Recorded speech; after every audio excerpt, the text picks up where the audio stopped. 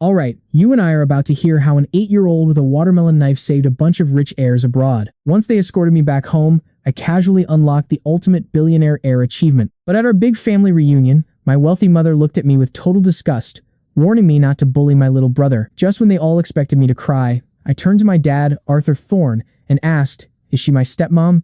The maids in the house almost choked on their spit, barely covering their mouths in time. Madam Eleanor turned bright red, screaming, "What is this kid saying? How am I a stepmom?" I just tilted my head, looking confused, and asked, "Wait, isn't that the truth? If I'm really your biological son and you lost me, shouldn't you treat me like royalty now that I'm back? Why are you playing favorites with an adopted kid while looking at me like I'm literal trash?"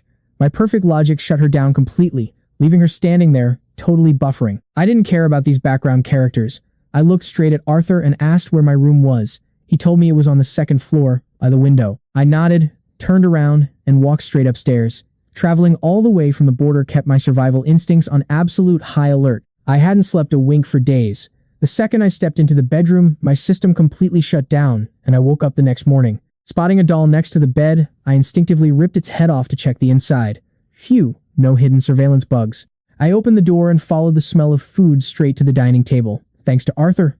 Eleanor and Hugo had to sit there awkwardly waiting. When I strolled in, she sneered, "Sleeping all day and making everyone wait, you have zero manners. Sit down quickly. Hugo is waiting to go out." "Now here's the part you and I need to watch carefully." She tells him to act normal around elite kids, but he just says, "I'm not going. Don't wait up." Hugo looked furious, snapping, "If you weren't going, why didn't you say so sooner? You made us wait." I just gave him a blank look. Nobody actually asked if I wanted to go anyway. Eleanor assumed I was just being a toxic troll, so she grabbed Hugo and stormed right out. With those annoying mobs out of the way, I enjoyed a quiet, top-tier breakfast. But as I stood up, a teenage girl with messy hair walked into the dining room. She gave me a quick side-eye, totally ignored my existence, and began eating. The butler quickly stepped in to clear the awkward silence. "Miss, this is the young master who arrived yesterday. Young master, meet your older sister Chloe." She didn't even bother looking up. The butler offered an embarrassed smile, but then he noticed I was staring intently at the sleek laptop resting in Chloe's hands. "Is something wrong, young master?" I pointed straight at the laptop, asking where to buy one. The butler looked a bit uncomfortable. "Since you're so young and grew up in the rural countryside, we assumed you didn't need a computer in your room yet." Before the butler could even finish, I walked to my chair, pulled out a plain plastic bag, slapped down a massive stack of cold cash, and asked to buy one. This absolute boss move completely shocked Chloe, making her finally look up from her screen. "You and I both know what's coming, right?" She stares at his serious face, suddenly finding this feral kid highly entertaining. I nodded with complete sincerity. Chloe smirked, her face showing pure chaos as she asked, "I can give you this, but do you even know how to use it?" I stepped forward, totally curious. "How do you play?" She grinned. "Watch closely, kid. All those fancy graphics are just built on these boring lines of text, like this." Her fingers flew across the keyboard like a blur, scrolling lines of code like the Matrix. She hit enter, and a new web page popped up. "Easy, right? Give it a shot. Even a total amateur can handle this. If you fail, you're a noob who can't call me sister." Meanwhile, the butler was sweating bullets. With the young lady's elite hacker skills, challenging this rural kid was basically bullying an infant. Knowing where I came from, he felt incredibly bad for me. Chloe picked me up and plonked me right into her gaming chair. I just poked around the keyboard for a bit. Relying on my photographic memory, I quickly typed out a long string of characters and hit enter. When the new page loaded, her jaw completely dropped. She snatched the laptop away, checking the screen to see if I used some secret cheat codes. I just looked at her, totally confused, and asked, "Didn't you just watch me type it?" The more she looked, the more Chloe's brain short-circuited, muttering, "That's not the point. The code is fine, but why are there so many typos?" I explained that I never went to school, so I only know the alphabet. The only words I recognize are communication codes from the border. Chloe was left speechless. She stared at me like I was some glitch in the Matrix. Suddenly, she reached out, scooped me up like a sack of potatoes, and sprinted straight upstairs. The butler was shaking with fear, chasing us and yelling, "Miss," the master said, "absolutely no player versus player combat in this house." Chloe just yelled back, "Shut up." She dumped me right in front of her insane multi-monitor gaming setup and pulled up 4 code panels, asking how much I understood. I just scanned them blankly. I pointed my finger at a line on the 3rd screen, asking if it was typed wrong. Chloe froze, leaning in to squint, asking where. I dragged my finger across the touchscreen, deleting her code and typing a new line myself. Before she could react, I smashed the enter key. "Hey, don't touch that." Chloe was about to rage quit. Her hacker guild was in the middle of a massive global cyber warfare tournament. They were defending against a massive server attack, frantically trying to find a loophole to win the championship. She hadn't slept in days for this. She finally reached the endgame, but because she went down for toast, this feral kid ruined it all. Just as she was about to explode, the screen flashed bright. A massive victory screen popped up. At the same time, her headset exploded with her teammates screaming that Boss Chloe was a literal god. One shot, one kill, right on their weak spot. Their server went straight to the graveyard. We won. We are the champions. And that's where we leave it. Chloe slowly turns her head, eyes wide with shock, and asks if he still wants that computer. Alright, you and I are about to watch an 8-year-old carry his older sister so hard she is literally trying to bribe him with gifts. Our main character has no clue what a tournament is, but he knows free stuff when he sees it. He says yes, and boom, shopping spree time. By the time they hit the mega mall, he has memorized an entire dictionary. Chloe is skeptical, so she starts pointing at random signs to test him. He just glances at them. He does not just say them right, he breaks down their history and drops idioms for ultimate mental damage. Chloe is absolutely terrified. Since when does their family have double SR tier genetics? Meanwhile, it is his first time in a crowded, high-class mall. To be fair, he is stressed. His survival instincts are analyzing threat levels for every passerby. Chloe, though, she thinks he is just scared. She holds his hand tightly to comfort him, promising her big sister powers will protect him. Then, she marches straight into a massive electronics shop. Chloe drops a major flex, demanding the shopkeeper bring out the most overpowered, max-spec computer setup they have in the entire building. The owner, her friend, is stunned to see her with a kid, calling it a rare spawn, but he notes the little master looks exceptionally tan. She snaps back, clarifying he is her real biological brother, not that crybaby Hugo. Our hero just stands there waiting for his computer. Suddenly, he gets lifted by his collar like a stray kitten. Trust me, you're gonna love how Chloe handles logistics. She decides the box is too heavy, orders delivery, and drags him directly toward the bookstore. Inside, she leads him straight to the computer science aisle, grabs a giant stack of coding books, and shoves them right into his arms. She tells him he needs a proper foundation because his coding skills are trash. Now he is holding books thicker than actual bricks. Everything is a brand new experience for him. He has only seen places like this on television. Suddenly, he locks eyes with a familiar girl. She gasps in total shock and literally sprints right over to him, asking why he is there and if he is doing okay after everything. Since she is basically his only real friend in this massive city, who has helped him before, he nods and tells her he is staying with the Thorns now and the food is great. She is happy for him, but warns him that Chloe is a total nightmare. Apparently, she is a legendary bully across multiple schools. She is genuinely worried about his health points. He shakes his head, but before he can even explain, a hand grabs him and yanks him back. Chloe steps up, demanding to know who Nora is calling a bully. Nora completely freezes up, looking back and forth between the two siblings. When Nora asks if they came together, Chloe snaps back aggressively, forcing Nora to immediately put her hands up in defense. Nora quickly explains that they traveled back from the border together and he helped her. Chloe thinks she is acting like a fake non-player character, but she lets him go. Chloe talks trash, mocking Nora for getting kidnapped despite her high grades. Nora just takes the brutal insult and smiles gracefully like a true professional. She kneels down to check out his massive pile of books, asking if he actually understands them, and he just nods. Remembering she is a top student, he asks for her help picking some books, figuring his sister only invested points into her technology skill tree. The dictionary he read earlier was decent, but the lore was a mess. He only memorized it because his brain runs like a supercomputer. Now, you and I can see Nora is absolutely thrilled to help him out. Since he saved her life, she wants to pay him back. Secretly, she wants to spoil him. She felt that him staying with the Thorns seemed a bit sketchy and dangerous. She was actually planning to come over and adopt him. Her family has the cash to support a feral kid, but with Chloe guarding him like a high-level raid boss, things are definitely looking a lot more complicated now. Our young hero is totally oblivious to the intense laser eye battle happening right in front of him. He follows Nora to the kids section. He is highly satisfied with her choices and thanks her. Nora tries to pat his head, but Chloe glares her down instantly. Nora quickly pivots to the top shelf instead, suggesting that reading comic books is the absolute fastest and most fun way to learn. He nods, so she offers to lift him up since he cannot reach them. She opens her arms to help, and just as he is about to accept, suddenly, his feet leave the ground as Chloe grabs him by the armpits, telling Nora to back off and mind her own business. Nora scolds her for being too rough.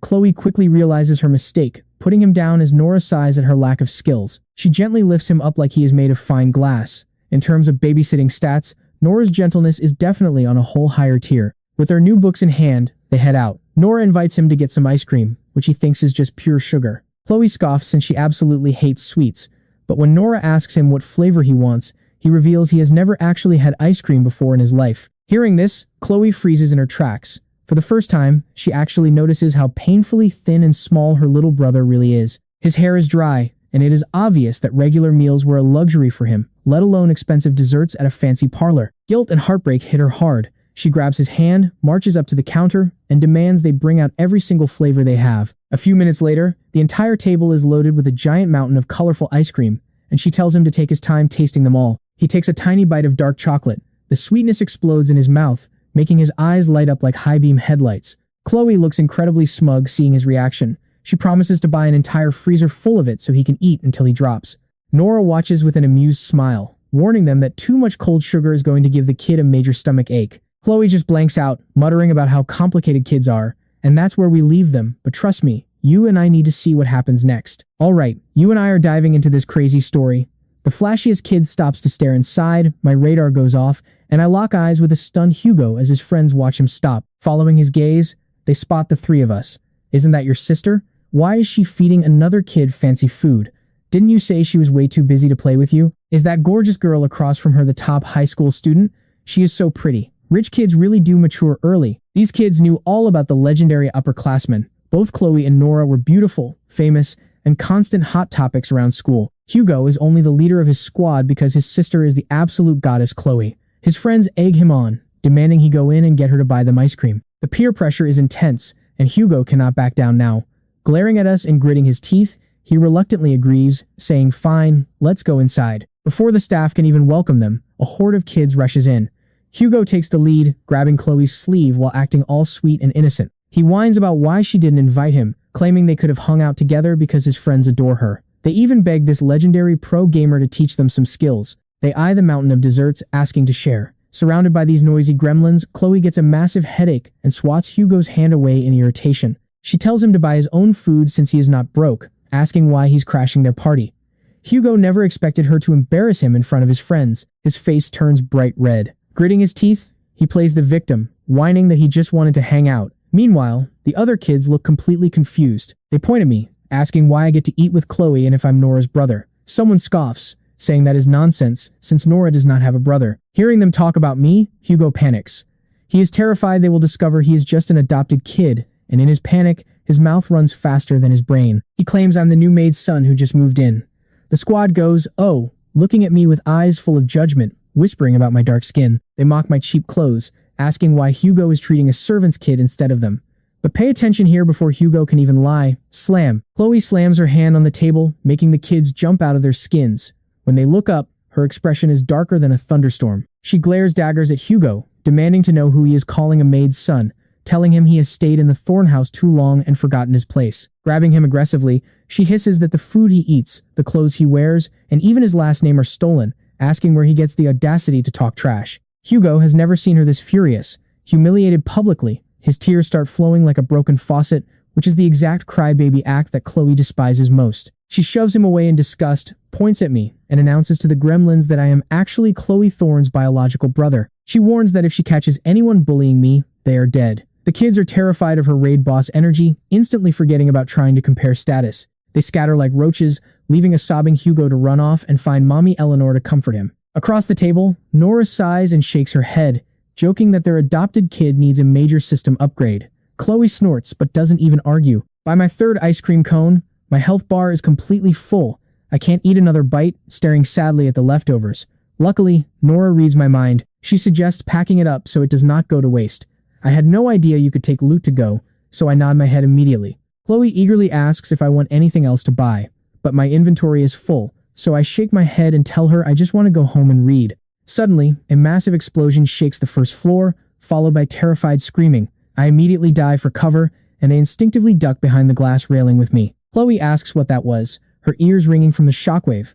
I put a finger to my lips, signaling her to be quiet, and whisper that it's gunshots. You and I both know that look of pure panic. They follow my gaze, and sure enough, the entire first floor has devolved into absolute chaos. A masked man waves a metal blaster around like a maniac, roaring at everyone not to move before smashing the jewelry counter glass. He demands all the gold in a bag, telling them to hurry. The shaking staff crawls up with hands raised, opening cases to gather the loot. Is he crazy? Robbing a jewelry store inside a giant mall? Chloe frowns, noticing a staff member secretly pressing the silent alarm. The police station is right down the street, meaning cops will arrive instantly. Nobody with half a brain would rob this place. Something is seriously off with him. Nora notices it too, staring at his weapon hand. He is shaking constantly and can barely stand straight. If he is not sick, he is definitely drunk. If the police arrive now, it could trigger a total disaster. Sure enough, SWAT arrives minutes later, and their megaphone outside instantly sends the gunman into a frenzy. Pressing the gun against the staff member's head, he screams, demanding to know if they snitched. Without even waiting for an answer, he pulls the trigger. A loud shot rings out, terrifying everyone. But luckily, the heavy recoil hits him hard, meaning his aim is absolutely terrible. The worker only takes a hit to the shoulder, falling down groaning. Still, the mall fills with screams, and one kid's crying is exceptionally loud. The gunman looks toward the noise and spots a dozen kids huddled together. He marches over, grabs one, and points his weapon at them. From the second floor, the three of us see everything. Those kids are Hugo's classmates. Currently, Hugo is being held tightly by Madame Eleanor, who just finished her manicure, hiding behind a fake plant. Mother's instinct, I guess. Chloe grits her teeth. Our luck is absolute garbage, she mutters. Nora holds her back, terrified she will do something reckless. But suddenly, I make my move. Ducking low, I sprint into a nearby store. Nora and Chloe cannot stop me in time, so they use the robber's blind spot to crab walk after me. Sprinting into an outdoor gear shop, I grab my targets, a tactical folding knife, some rope, and a thick marker from the cashier's counter. She runs in, demanding to know my plan.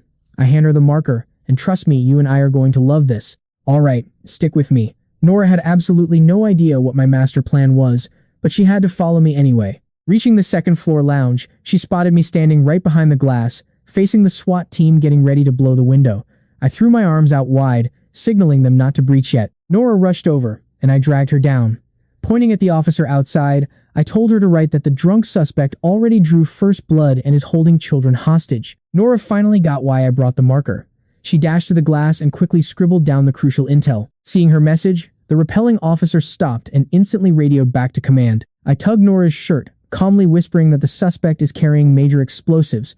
I saw the fuse wires, but the colors are totally off. Nora and Chloe froze in sheer terror. Chloe squatted down to ask about the colors. I told her they were rainbow. Back at the border, they were always gray or dirt-colored. Chloe gave Nora a dark, knowing look. She explained these probably came from a prop store, a major trend in the black market right now. They can easily be turned into deadly bombs. Frowning, Nora immediately wrote on the glass that the suspect has explosives, knowing she could not afford to be vague. Otherwise, the body count would skyrocket. That warning kept the officer radioing back and forth. Watch closely, because this is where I make my move. With an eerily calm, childish voice, I told them I would sneak in to support. Both of them gasped in complete shock. Their reactions were totally synced, screaming it was too dangerous. Letting an 8-year-old face an armed psycho was pure madness. But down on the first floor, another kid started crying, triggering the robber to scream in anger. The tension was suffocating. Time had completely run out. I ducked, hid my knife inside my sock, grabbed the rope, and bolted. Catching them completely off guard, they could not stop me.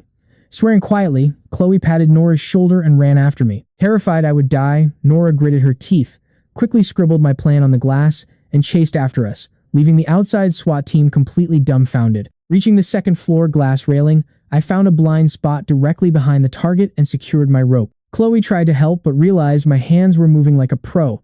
The knot was incredibly complex and solid, refusing to budge even an inch. Panicking as I prepared to descend, she whispered that I needed a safety harness and offered to lower me down instead. Nora stepped up, hesitantly asking if I was absolutely sure about this. I turned to look at her and gave a quiet nod. Exhaling, she pulled Chloe's hand away. She whispered for me to be careful. Honestly, nobody had ever said that to me before. Giving her a long look, I gripped the rope tightly. In the blink of an eye, before they could even blink, I slid down to the lower floor. Nora and Chloe quickly leaned over the railing. My tiny figure was already in full stealth mode. Forget the armed robber, even the hostages around me barely noticed my presence. Everyone was hyper-focused on the SWAT team outside. That let me crouch and crawl through the crowd, slowly closing the gap toward Hugo. Let's pause here. Nora suddenly grabbed Chloe's arm, panicking if they made a mistake since I just got home. She knew her family all too well. Her mother clearly favored Hugo, while Chloe only viewed me as a stray puppy she temporarily picked up to play around with. Just for calling her sister, was it really worth risking my life like this? Nora turned to look at her. She still had not revealed that I was a total stranger, not her real brother. But right now, they had only one choice. They They had to trust me to save them from that maniac, and I knew I was no ordinary kid. Down on the first floor, the young hostage was still crying loudly, making the drunk criminal scream in pure frustration. He threatened to end the kid's life right there.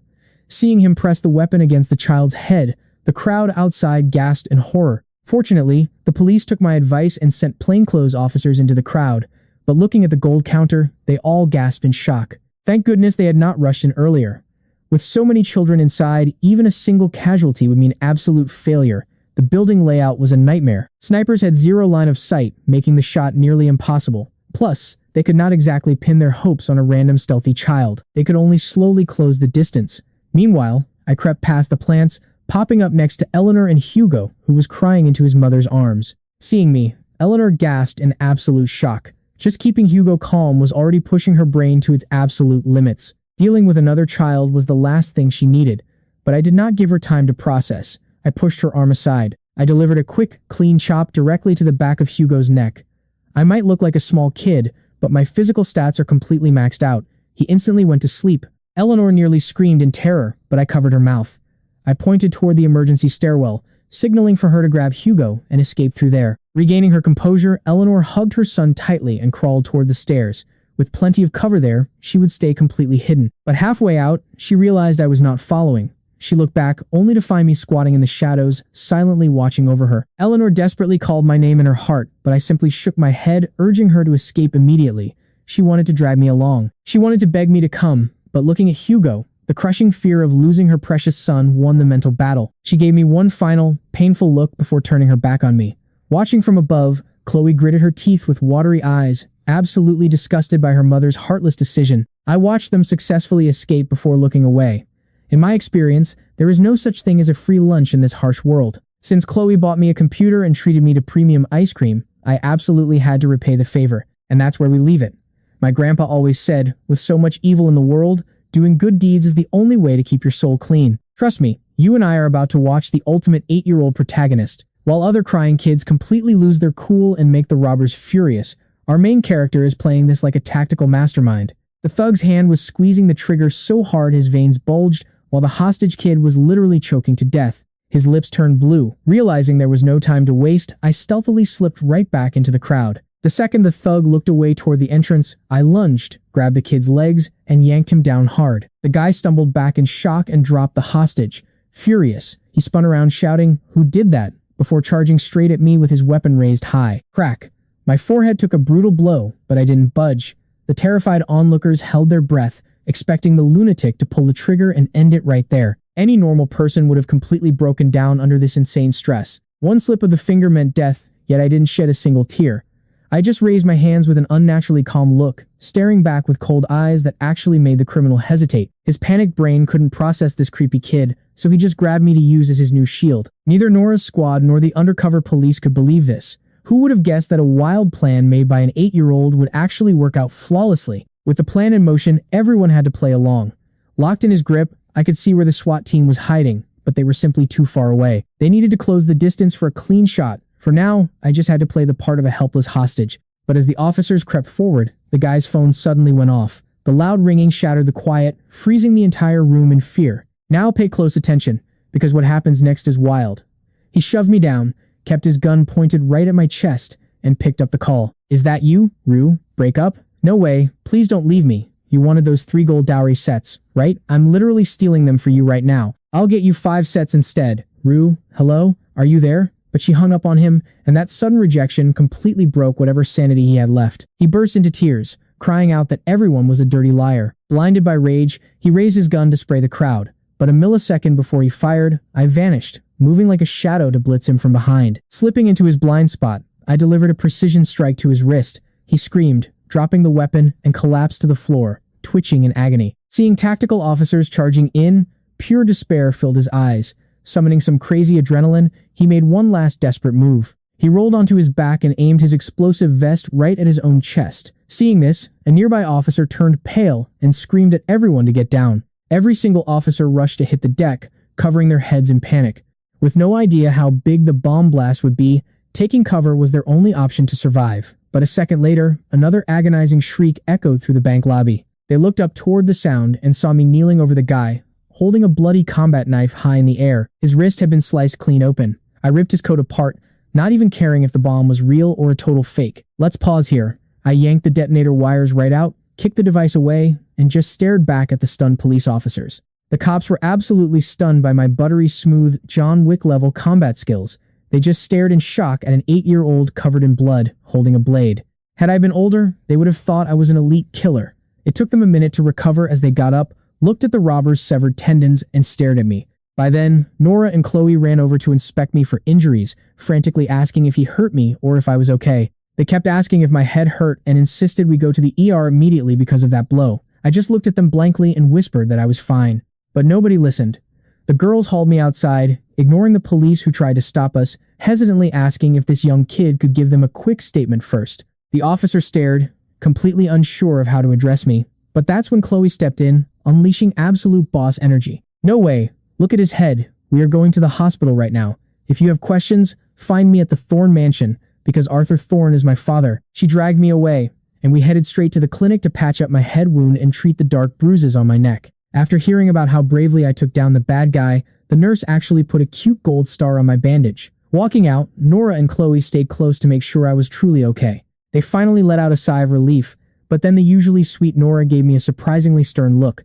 She warned me never to do something so dangerous again, telling me to leave it to the adults. Surprisingly, even Chloe totally agreed. Looking serious, she added that if I didn't listen, she would hire personal bodyguards to follow me everywhere. Suddenly, we heard hurried footsteps echoing down the hallway. Arthur Thorne and another man came sprinting toward us, and as soon as he saw us, he grabbed Chloe with pure panic. He asked if she was hurt, but she just pushed his hand away, snapping that she wasn't the one who saved everyone's lives. Realizing this, Arthur finally looked at me, but instead of checking on my health, he frowned and scolded me, asking who gave me permission to play the hero when it was so dangerous. He complained that I had no self-control, even knocking out Hugo, and told me never to do something so foolish again.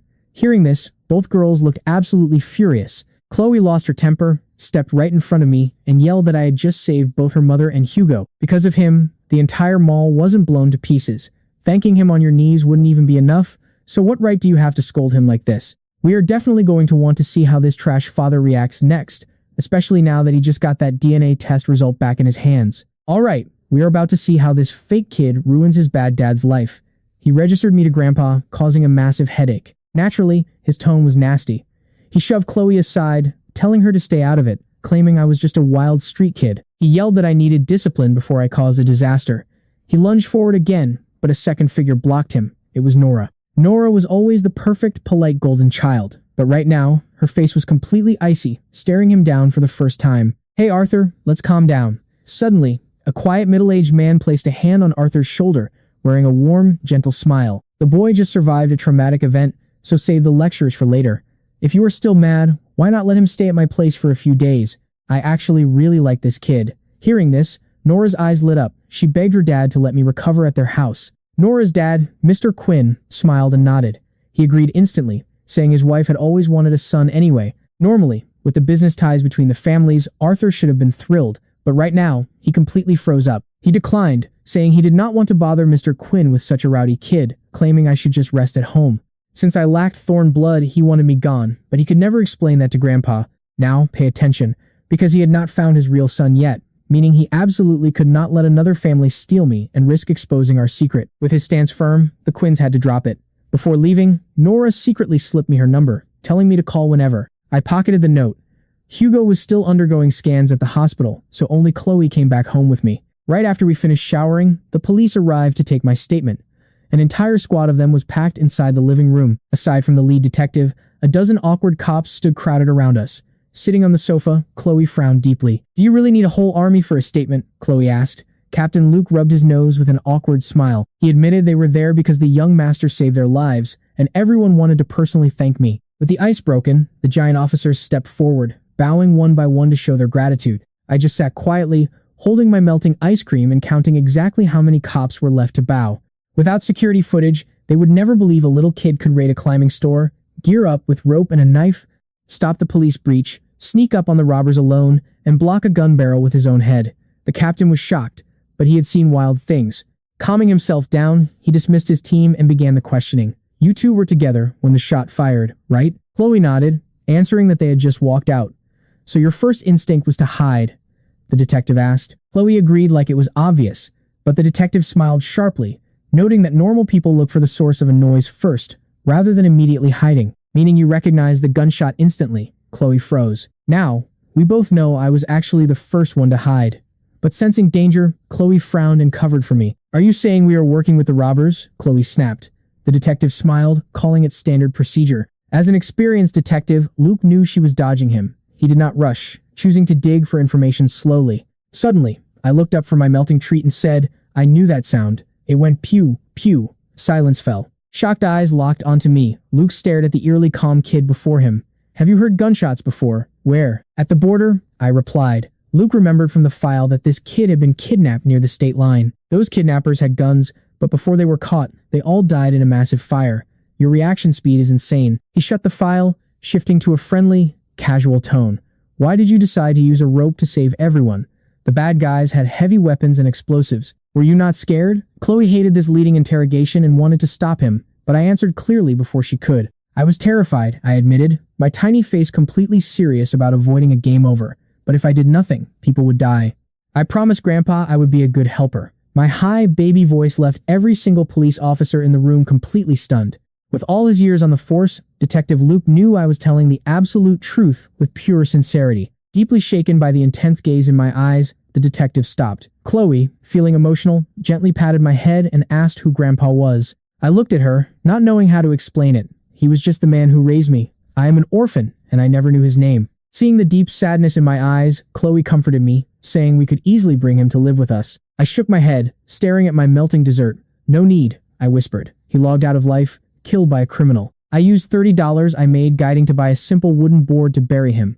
It was my first time working as a guide in the valley, helping fugitives block a pursuit of 3 police cars. Even though the local villagers stole most of the cut, they still handed $30 directly over to me. And trust me, you are about to find out how dark this gets. The smoking driver smiled at my potential, while his truck leaked bloody water and smelled of death. All right, you and I are starting with a nasty rumor about smuggled bad meat. Big profits, but it basically ends your life subscription. All I wanted was to bury my grandfather, not join some shady guild. But as I backed away, the man gave a creepy smile. He said my fate was sealed in this place. Once a guide, always a guide. But I refused to play by their twisted rules. I refused to be a villain. So, I drew a map of their escape route and handed it right to the police. I told them about the border loophole they were using. The rotten meat never reached the city, and the whole gang got totally busted. Later on, I passed by the guard post and saw a drawing on the wall. I copied the words, went home, and asked what they meant. Turns out those 2 words meant thank you. Guess I really was a good guy. But hearing this made Chloe almost burst into tears. She glared at Luke, blaming him for talking too much. Hearing about the poor kid's past made Luke feel incredibly awkward too. The file said I was 8, but I was just skin and bones from suffering so much. Yet, I still kept a pure heart and bravely saved lives. Sure, my methods were a little intense, but it made total sense. The detective just could not bring himself to question me anymore. He led his squad out, thanked me once more, and rushed away. After they left, Chloe muttered, "What is wrong with these people? They are terrible at solving cases, but great at doubting their own team." When the family returned from the hospital, they found a feast on the table, and their arrogant daughter was treating me like royalty. Pay attention here, guys. She was serving me, asking, "Do you want this? Is it too spicy? You need to eat more meat to build up some strength. Drink some soup, let me serve you." His parents were instantly jealous because they never got this VIP treatment. Meanwhile, the spoiled brother woke up and started crying in his mother's arms. "Mom, why is she nice to him and not me? He hit me today." His mother wanted to shut him up, but it was already too late. "Wait, did you seriously not explain anything to him?" Chloe stood up, her face full of mockery as she stared right at the crying brat. "You want to know why I prefer Leo over you? Because he saved everyone from the robbers at the mall while you just hid and cried. He saved your life, and yet you still tried to falsely accuse him." Eleanor tried to play peacemaker, stepping in to say that everyone was safe now and that the brother was just terrified. But Chloe looked at her mother with deep disappointment. She rasped, "It is only because Leo saw you guys upstairs. He went down first to save you, and you just grabbed Hugo and ran. He literally had a gun to his head and almost died. You two should be bowing to thank him. What right do you have to tell us to shut up about it?" They had never seen Chloe this angry. For a moment, everyone froze, like their ping hit 999, totally speechless. I quietly asked for food, and Chloe wiped her face to help me. You can really see her soft side here when I shook my head. There is no fish at the border. We only saw freezer trucks smuggling contraband in them. I have never tasted real seafood before. but it tastes amazing. Chloe warned me to eat slowly and watch for bones, completely focused on making sure I did not choke. She lost all interest in arguing. The brother tried to speak, but the father stopped him and led them both into the study. The DNA results are back. He handed the file over, and seeing his serious face, the mother snatched it with deep suspicion. What? Zero biological connection? He is not our son? She flipped to the last page and gasped in absolute shock. The brother was thrilled, begging his dad to kick me out immediately. The mother agreed without a single second thought. No wonder I felt nothing for him. He is just a scammer. Why did you let Chloe treat him like a king? But the father refused. The real son was likely killed by kidnappers, and Grandpa needs an heir. We cannot kick him out yet. This kid is the perfect replacement. Once we inherit the entire family estate, we will throw him out on the streets. Hearing this, the spoiled brother was thrilled. As for the mother, knowing her real son was dead brought a little sadness, but mostly relief that her perfect, wealthy lifestyle remained completely safe. So, when the mother and son bumped into me on the stairs, she actually smiled. The brother even invited me, saying we were in the same class. Ignoring them, I went straight to my room, opening my new books to rapidly memorize every single word on the pages. By bedtime, I was reading fairy tales, but holding the book, I wondered if these magical stories could actually be real. I felt like the huntsman would definitely kill her, and those dwarves definitely would not have helped her for free, and that witch's curse was too strong. The prince would lose a one-on-one. My second night here felt totally surreal. The next morning, Chloe banged on my door. She called my name once, then immediately pushed her way inside. Seeing the unopened computer box, she got mad. You read old books all night instead of turning this on? Why read kids' books? Use your smart brain for real business instead of wasting it. Got it? She quickly assembled the computer. Soon, 4 massive monitors surrounded me, and trust me, you and I are going to love where this story goes next. Get ready, because you and I are about to watch a tiny toddler join a massive hacking tournament where the winner keeps all the loot on the East server. I stared blankly at the Hacker Alliance banner and asked if this was actually legal. Chloe just gave an awkward laugh. Defending our country is always justice. This whole war started because foreign hackers launched a massive raid on our official cybersecurity department first. They did not just smash through the firewall. They left a massive, highly offensive insult right on the homepage to humiliate the entire nation. This sparked absolute fury across every hacker forum. Before the government could even react, local hackers decided to teach those invaders a lesson. Since we won the championship, our team has to lead the charge. But going up against the United States Cyber Division, I am not feeling confident at all, Chloe admitted, sounding pretty embarrassed. We are basically riding a tiger now. If our very first strike fails, we will end up as the ultimate laughingstock of the entire hacking world.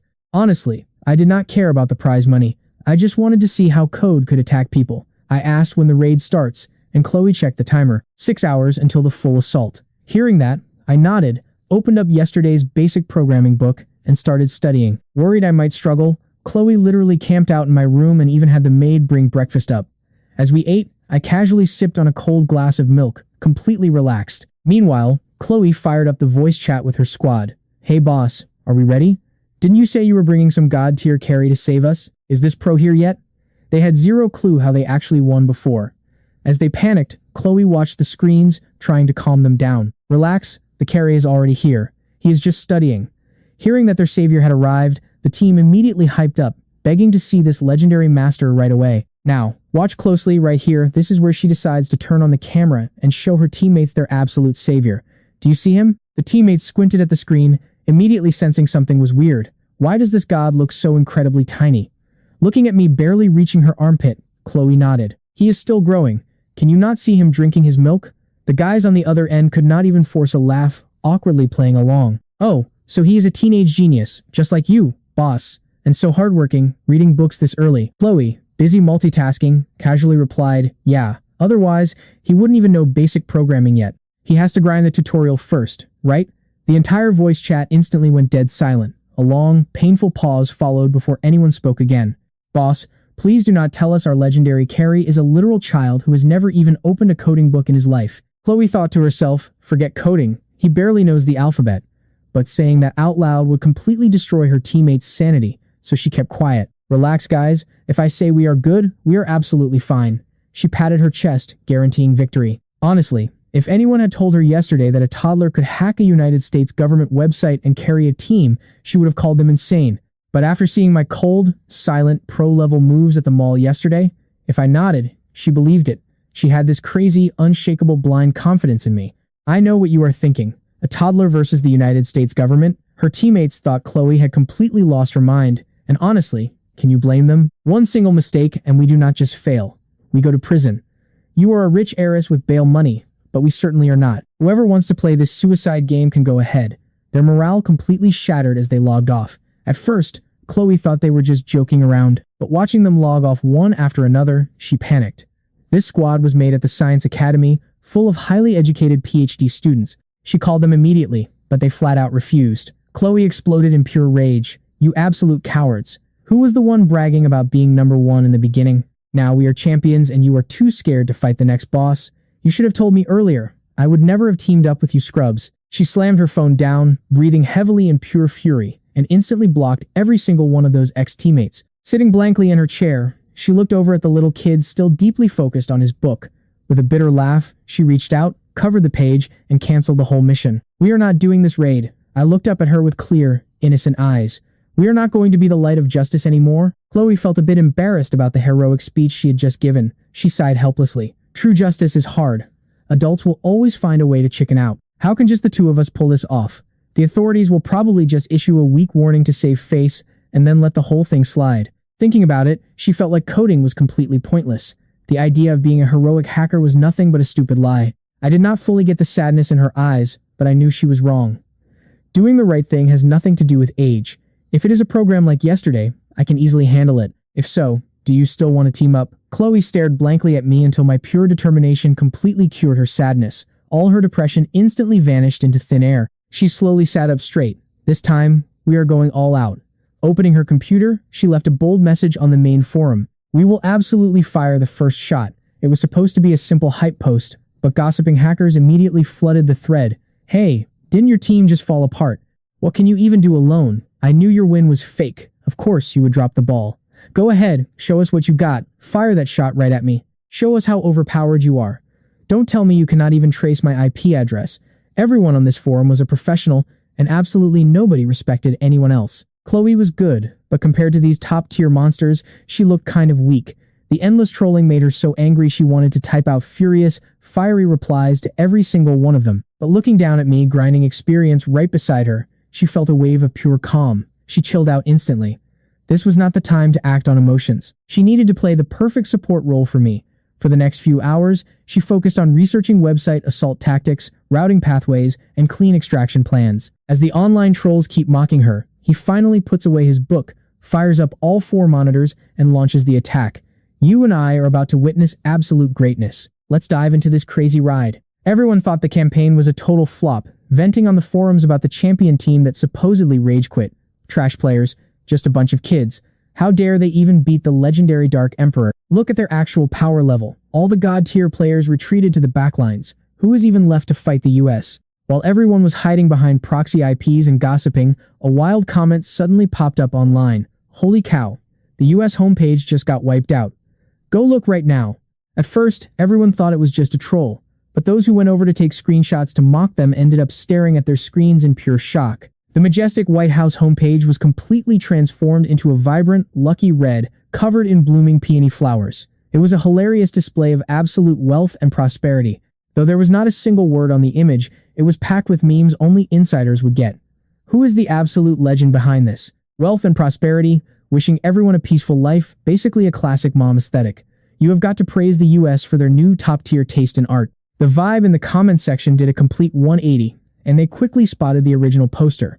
One simple message instantly silenced the entire forum. They finally realized the attack hit at the exact scheduled raid time. The Vanguard actually succeeded, catching everyone completely off guard with absolutely no time to react. They hastily regrouped their original teams and launched massive back-to-back attacks on other official sites. Meanwhile, on the second floor, Chloe casually posted her message and leaned back in her chair, happily humming a tune. Grinning from ear to ear, she looked at the kid beside her who was staring at a phone, studying code. She excitedly asked, "How does that tiny brain of yours come up with this stuff? Leaving an image instead of text is just so deep." She had laughed until her stomach hurt. Hearing this, I tilted my head and looked at Chloe. My dark eyes were full of confusion as I explained that I simply did not understand their language. Chloe was left completely speechless. Now, pay attention here, because our main character is just an elementary school kid who barely knows English. He sincerely held up the phone and said, "You told me this is a greeting image. It has lots of pretty flowers, so it looks very nice. Chloe almost choked on her water, quickly dodging my innocent gaze. Earlier, when he asked how to greet the enemy, she thought he was being sarcastic, so she jokingly gave him those old-school, boomer-style good morning flower memes. She never expected him to be 100% serious. But hey, talk about a happy little accident. After that, he kept grinding, live editing their homepage while blocking all their data recovery attempts. For him, this was just a casual side quest, but for the US tech division, they were having a total mental breakdown. Chloe spotted desperate comments online begging them to stop going too far. Just lift the restrictions and give us our homepage back. We surrender. Can we communicate peacefully? Reading this, she felt nothing but absolute disdain. Peaceful communication?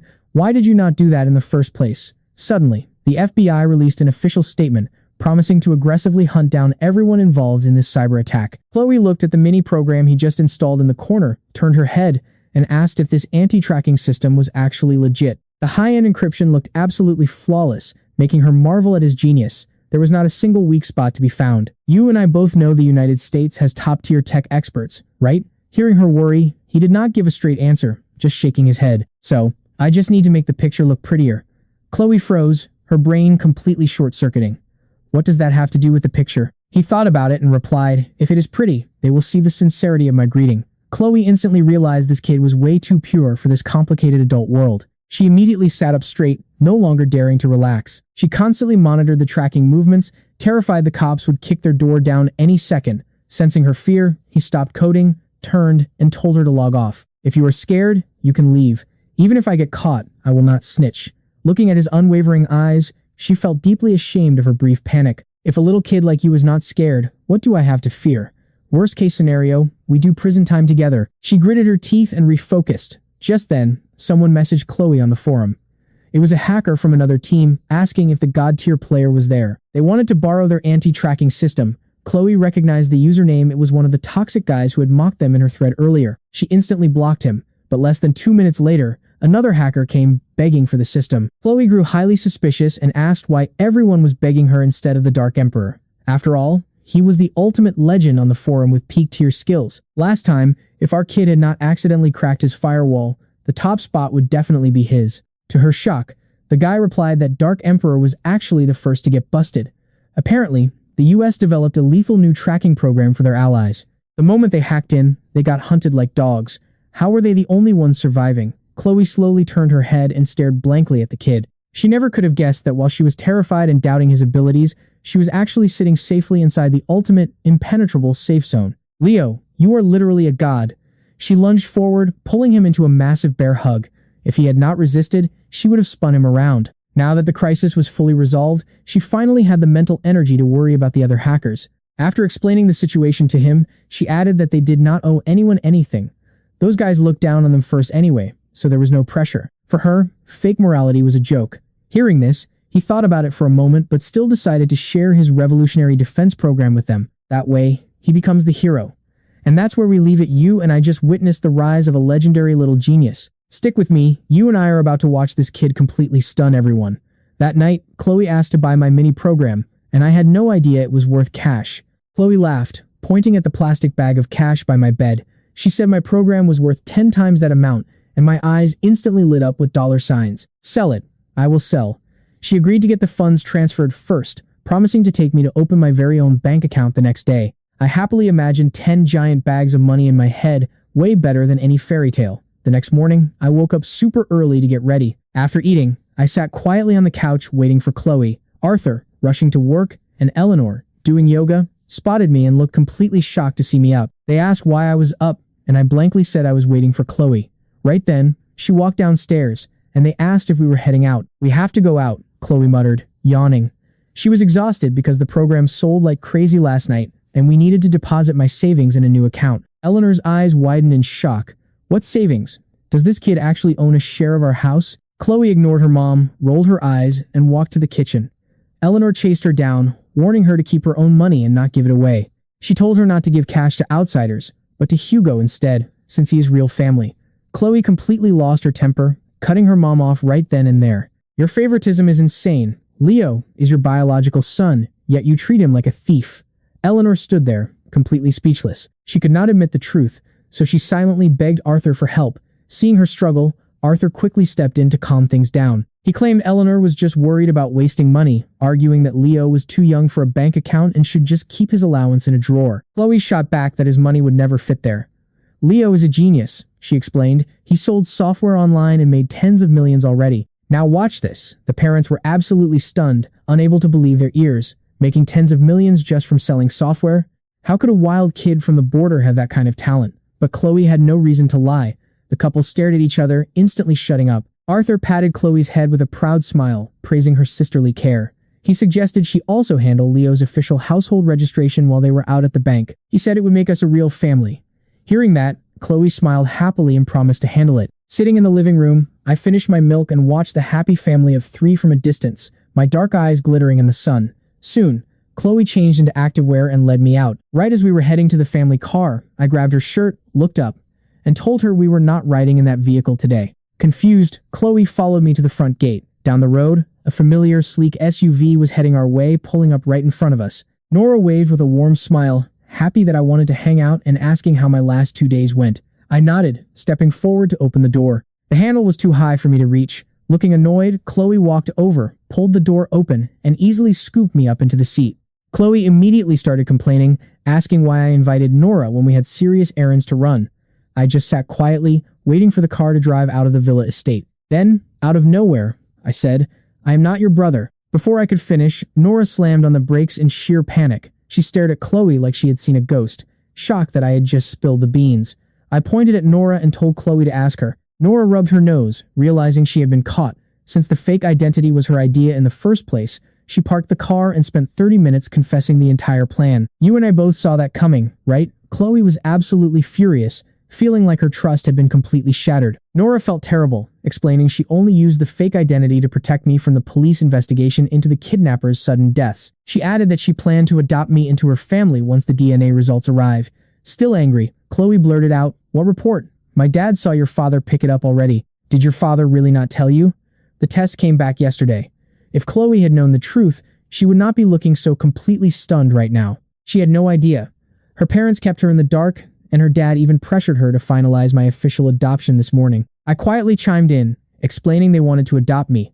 Nora was stunned, wondering why a wealthy family like the Thorns would take in a random kid. There was no way they would adopt an outsider without a hidden motive.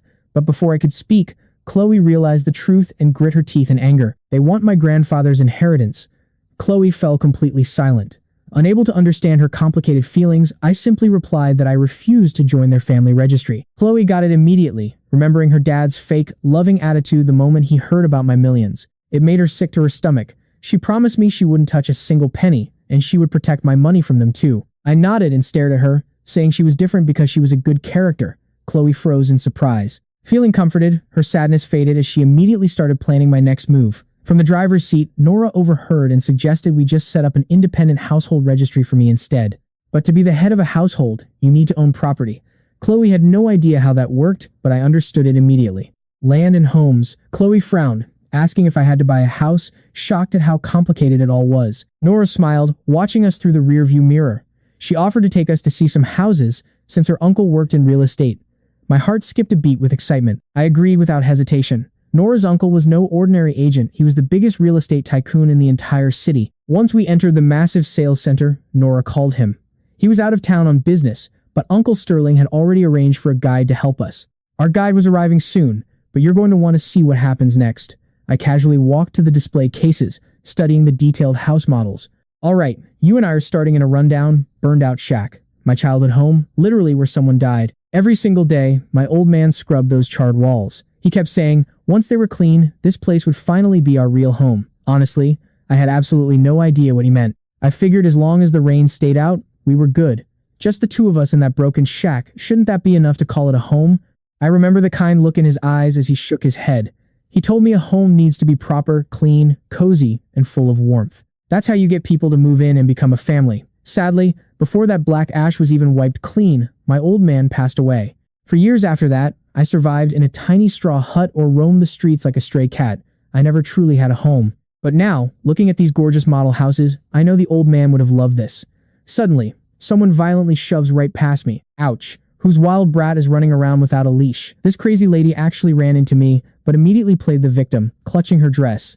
Do you have any idea how much this outfit costs? You dirty it, you can't afford it. Right on cue, the sales staff rushes over to apologize.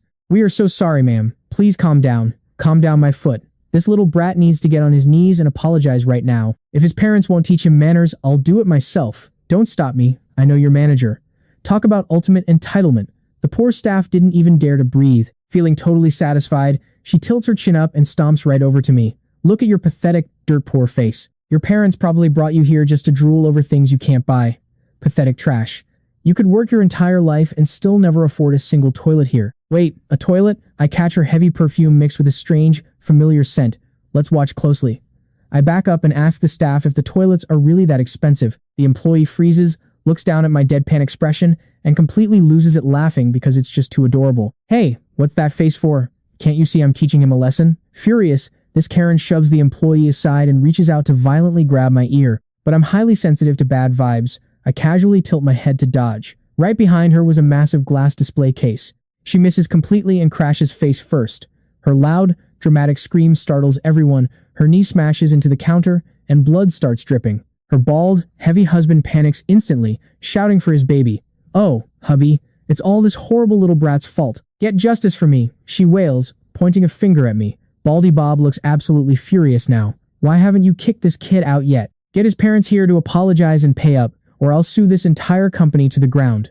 The staff is about to throw me out, but then two elegant young women walk in, looking absolutely furious. In a flash, they march right up and stand directly in front of me, shielding me from Baldy Bob. I was wondering who was talking so big, throwing people out. Anyone would think your family actually owns sterling real estate. Chloe, holding a coffee and a slice of cake, tilts her chin at Baldy Bob. The guy flinches. Wait, Miss Thorne? Then he looks at Nora next to her and pales even more. Miss Quinn is here too. What is your connection to this kid? Nora smiles sweetly. He is my lifesaver. Chloe, of course, refuses to be outdone. He is my newly found brother, my actual biological brother. Baldy Bob is completely dumbfounded, sweating bullets by now. Nora looks at his face, then at the dramatic woman, keeping her cold smile. And here is the fun part. I thought you brought your wife to show off. Turns out she is not your wife. What a surprise. Hearing that, his face turns pale. He scrambles to his feet, bowing frantically. I am so sorry, Miss Quinn, Miss Thorne. I had no idea this was the young master of the Thorne family. If I knew, I never would have dared to show disrespect. Chloe snorts coldly. Did he mess with you? Why are you even apologizing to me? Tell the actual culprit to step up. Terrified, Baldy Bob turns and grabs the woman's arm. Hurry up and apologize to young Master Thorne right now. You dared to offend him, you stupid, blind woman. He was furious that she caused this mess, but she was even more pissed off. What are you doing? You are hurting me. She tears her arm away. Seeing everyone staring, she raises her hand and slaps Baldy Bob right across his fat face. You are useless. Can't even protect your own woman. What good are you? The loud slap echoes, leaving the entire room stunned. Baldy Bob's face turns red with humiliation. Before he can even speak, she kicks him and sneers. Get lost. I am dumping you right now. Get out of my sight. She glares back at the three of us, pointing a sharp, red-painted fingernail. And as for you guys, do not even think about leaving. I will show you who is boss. Hearing this, Baldy Bob, Nora, and Chloe just exchange looks. In this city, the actual power players who could cause trouble for them could be counted on one hand. As the woman speed dials a number, they wait. A few minutes later, a panicked figure rushes into the lobby. The staff bows instantly, saying, Hello, Manager Dot. The skinny, 40-year-old man in a suit gives a lazy nod to his staff, then instantly transforms into a total simp. He asks her gently, Ruru, who made you mad? Tell me, I will destroy them for you. Don't be angry. It breaks my heart. That cheap display makes Baldy Bob's face turn green, but the manager of Sterling Real Estate is someone he cannot cross. So, he just holds his slapped face and backs away. The woman exaggerates her story, playing the victim, and loudly demands that the manager get revenge. If I am not happy today, do not ever call me again. All right, baby, leave it to me. He calms her down, then turns a glaring face toward Nora's trio. This is a premium real estate office, not a playground for random brats. You offended our VIP client. Apologize and pay damages right now. He sounds so arrogant, but Nora just looks at him, highly amused. You do not know who I am? My dad is a Quinn. He knows your boss. Trust me, you and I are about to watch this smug manager's career flash before his eyes. All right, you and I are jumping right back into the drama as our guy finally remembers who he is dealing with, but a cold snort from his lady makes him harden his stance again. He says in a deep voice, Sterling, real estate always puts customers first, so you need to apologize right now. Nora freezes, her expression turning ugly, while Chloe quietly laughs beside her. Looks like your family name means nothing here. With the situation completely stuck, I finally step out from the background and tug on Nora's shirt, making her spin around. I wave her down. Curiously, she bends over as I whisper a secret into her ear. Her eyes widen in pure shock. Is he serious? After I give a firm nod, she stands up straight and coldly tells the opposing duo, "Since we can't talk, let's call the cops. Let them handle this." Everyone gasps, thinking they are totally blowing this tiny issue out of proportion, but Nora refuses to back down. "We are absolutely not apologizing, and we are suing that lady for threatening a child." The crazy lady explodes, screaming, "Go ahead and call them. Nobody here will testify for you." Chloe almost laughs from sheer disbelief. Who knew the feared Thorne family could get pushed around in a random corner like this? Talk about an eye-opening day. So she pulls out her phone, blasting texts to bring all her wealthy, powerful friends over. Now pay attention, because when the police finally arrive, a dozen phones are already live-streaming the lobby. Guys, today's drama is crazy. The Thorne family heiress got caught in a scam. Check this out right now. What kind of absolute nobody actually has the guts to mess with Miss Thorne? Word is, the other side has connections here and plans to lie on the spot. Once officers arrive, Chloe demands the security footage. Captain Luke stares at the sisters, totally speechless.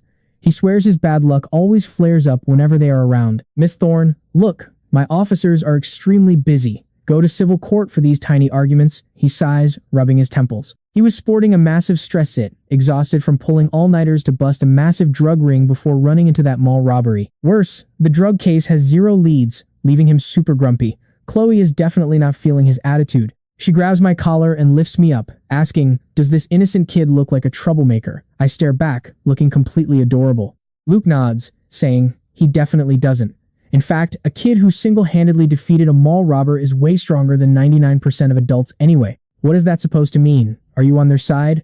The crazy lady starts screeching, trying to frame the cop. Chloe glares back as the woman smirks, trying to use a live stream to manipulate the public. "You brat. Then don't blame me for making up some crazy lies.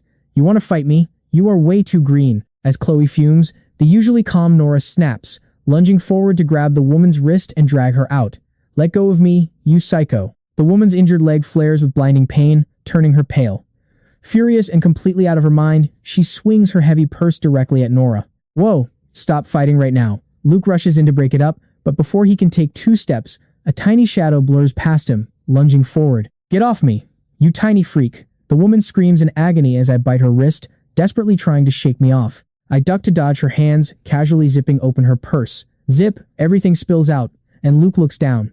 And let's pause right here because his expression completely changes. He pulls his weapon, roaring for everyone to freeze. The wealthy kids live streaming this drop their jaws. It is just some hair pulling. Was it really necessary to pull a gun? But then, Luke pushes forward, picks up a syringe and tin foil from the floor, sniffs them, and points his weapon. "Ma'am, you are under arrest. Come with me to the station."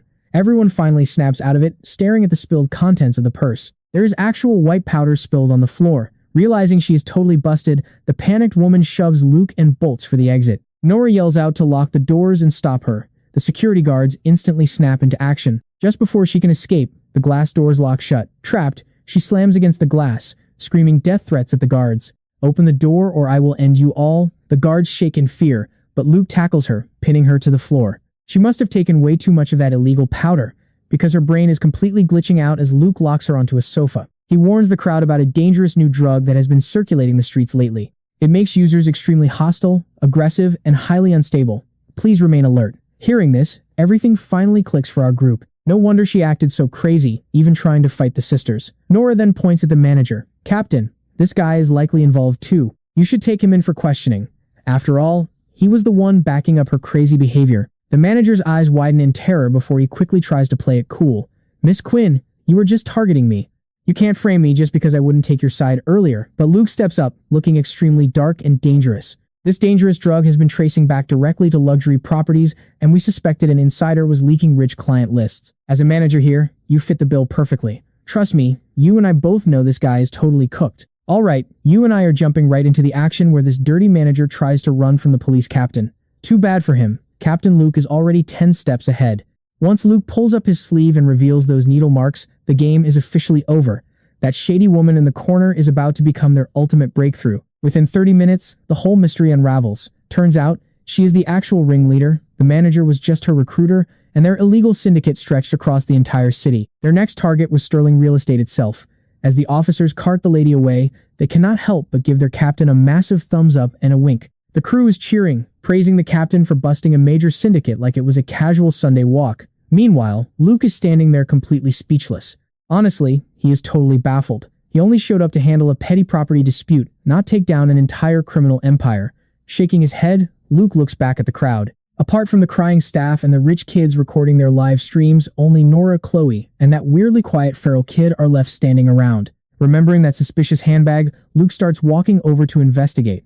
But suddenly, a teenage girl steps right into his path, boldly claiming she was the one who called the cops. Nora gives a sweet, totally innocent smile, offering to share a few extra details. Luke stops in his tracks, sizing up this surprisingly calm teenager. He asks if she really called the police over a petty argument, or if she secretly knew their opponent was a dangerous criminal. Nora glances at the nearby streaming cameras and calmly says she simply noticed the needle marks. Luke frowns, immediately spotting a massive plot hole in her story. Now pay attention here, because normal diabetics inject insulin too, so why jump straight to illegal drugs? It makes no sense, but she just plays dumb. Acting completely clueless, Nora sweetly suggests that maybe she just watches too many detective shows and got a little paranoid. It is a brilliant cover story. She casually calls it a happy accident, but Captain Luke is not buying it. His mind is still racing with 100 burning questions. When Luke turns to scan the room for that mysterious kid, the boy has already vanished. Tucked away in a quiet corner, our main character is happily enjoying a slice of cake. Seeing the coast is clear, Chloe sneaks over to ask if he told Nora to call the cops, while his mouth is stuffed with cream. With eyes narrowed in absolute satisfaction, he just gives a simple nod. Chloe gasps, dying to know how he figured out the woman was a criminal. He explains that when she bumped into him, he spotted the needle marks and smelled burnt tin foil. Chloe is totally confused and asks why he kept her in the dark. Honestly, Chloe is feeling a little left out. Even though they are not blood siblings, they live together, so she should definitely rank higher than Nora on his trust list, right? Teaming up with Nora makes her pretty jealous. Our hero pauses, searching his mind for a good explanation to calm her down. He tells her she was perfect for drawing the enemy attention by gathering the live stream crowd and creating a massive scene, making the woman drop her guard completely. Hearing this, Chloe is absolutely thrilled. Her sudden jealousy melts away in an instant. You and I both know she is just trying to act tough when she brags that Nora is useless, and they should stop playing with her. Suddenly, a cold shiver runs down Chloe's spine. She turns around to find Nora standing right behind her with a silent, terrifying smile. "Miss Thorne, I only asked you to distract them. That does not give you permission to talk trash about me." Nora sits down, gives Chloe a sharp side eye, and peers through the screen at Captain Luke outside. She asks if he has met that police captain before, since Luke seems very interested in him. Our hero just mumbles a reply through a mouthful of cake, mentioning Luke once took his statement.